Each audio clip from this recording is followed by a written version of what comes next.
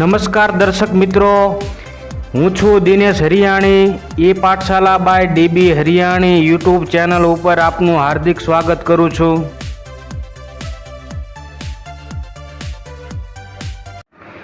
નમસ્કાર મિત્રો, ખેલ સહાયક ભરતી બાબતે વધુ એક નવા વિડીયોમાં આપનું હાર્દિક સ્વાગત છે.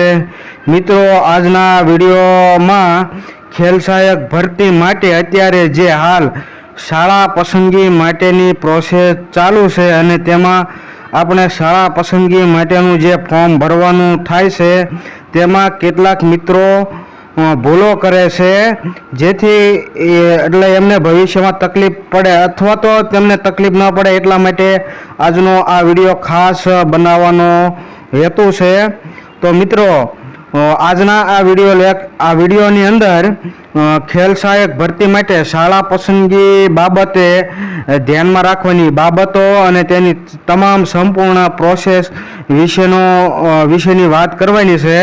તો મિત્રો, તમે જ્યારે શાળા પસંદગી માટેનું ફોર્મ ભરો છો અને શાળાને પસંદ કરો છો ત્યારે તમે ખાતરી કરી લેજો ખાસ કરીને કે કઈ શાળા સિલેક્ટ કરેલી છે.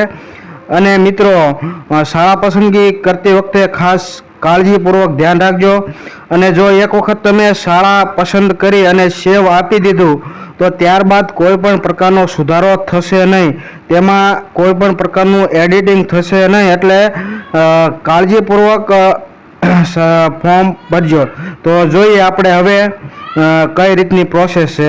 સૌપ્રથમ મિત્રો, ખેલ સહાયક માટેની જે ગવર્મેન્ટ દ્વારા વેબસાઇટ જાહેર કરવામાં આવેલી છે તે તમારે સૌપ્રથમ ઓપન કરવાની રહેશે, અથવા નીચે હું ડિસ્ક્રિપ્શન બોક્સની અંદર તેની લિંક પણ આપું છું, ત્યાંથી પણ તમે ઓપન કરીશો.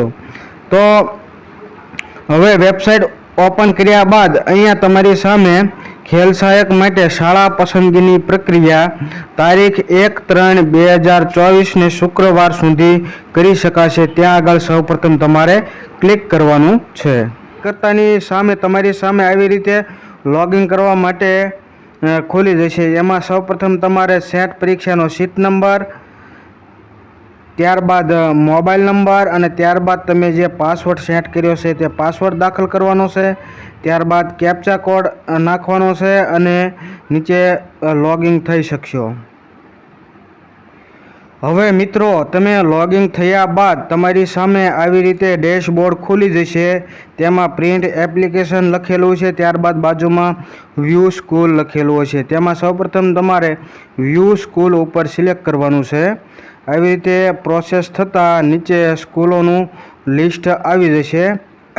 તો મિત્રો, શાળાની યાદી માટે થોડો સમય રાહ જોશો તેવી તમારી સામે સૂચના આવશે. હવે મિત્રો, તમારી સામે જ્યારે શાળાનું લિસ્ટ ખુલી જાય તેમાં તમારે કાળજીપૂર્વક ધ્યાન રાખી અને શાળા સિલેક્ટ કરવાની છે. તો મિત્રો, થોડો સમય રાહ જોયા બાદ તમારી સામે સ્કૂલનું લિસ્ટ આવી જશે. આવી રીતે જેટલી પણ સ્કૂલો છે, જેટલી પણ સ્કૂલોમાં ખાલી જગ્યા બતાવે છે, તમામ સ્કૂલોની યાદી અહીંયા આવી જશે. તેમાં મિત્રો, તમારે શાંતિથી તમારા જિલ્લાની અને તમારે જે તે શાળા પસંદ કરવાની છે તે શાંતિથી વાંચી અને સિલેક્ટ કરવાની છે મિત્રો, બરાબર. એટલે આવી રીતે શાળા સિલેક્ટ કરતી વખતે ખાસ ધીરજ રાખવાની છે. ભલે થોડો સમય વધારે લાગે, પરંતુ મિત્રો, શાળા સિલેક્ટ કરતી વખતે કોઈ પણ પ્રકારની ભૂલ કરવાની નથી, કારણ કે પછી એક વખત કન્ફર્મ થઈ ગયા પછી કોઈ પણ સુધારો થશે નહીં અને કોઈ પણ અરજી વિશે અરજી પણ કંઈ ધ્યાને લેવામાં આવશે નહીં. એટલે મિત્રો, તમારે શાંતિથી શાળાને સિલેક્ટ કરવાની છે. ત્યારબાદ તમારે ઓછામાં ઓછી 10થી 15 સ્કૂલ કરતાં વધારે જેટલી સિલેક્ટ થાય તેટલી તમામ સ્કૂલોને પસંદ કરવાની છે, જેથી કરી તમારે એક સ્કૂલની અંદર વારો ન આવ્યો હોય તો બીજી સ્કૂલની અંદર પણ વારો આવી શકે અને તમારે ખોટું રિસ્ક પણ લેવું ન પડે. એટલા માટે મિત્રો, વધારેમાં વધારે શાળા સિલેક્ટ કરવાની છે. ત્યારબાદ શાળા સિલેક્ટ થઈ ગયા પછી અહીંયા સૌપ્રથમ તમારે સેવ ઉપર ક્લિક કરવાનું છે. ત્યારબાદ સેવ એન્ડ કન્ફર્મ ઉપર ક્લિક કરવાનું છે. એટલે તમારી સામે પ્રિન્ટ આઉટ ઓપન થશે અને એ તમારે પ્રિન્ટ સાચવી રાખવાની છે.